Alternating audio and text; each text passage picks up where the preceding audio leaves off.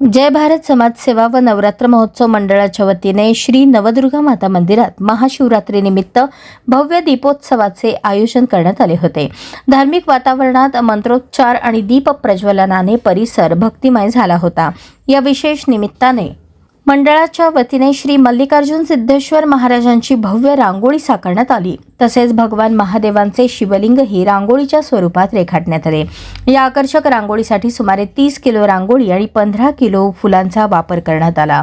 रंगफुलांची सजावट आणि कलात्मक मांडणीमुळे मंदिर परिसर भाविकांसाठी आकर्षणाचा केंद्रबिंदू ठरला.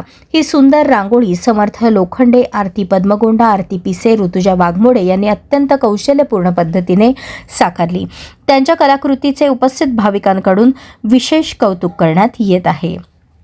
यावेळी मंडळाचे आधारस्तंभ सिद्धेश्वर नाडार, संजय होमकर, भीमशंकर पदमगोंडा, शेखर सुरवसे, नारायण सुरवसे, बाळासाहेब वाघमोडे, बाळासाहेब होमकर, नागेश वडराव, जगदीश वडराव, चंद्रकांत कलशेट्टी, आप्पासाहेब पटणे, राजेश हवले, गणेश पांढरे, मनोज पाटील यांची प्रमुख उपस्थिती होती.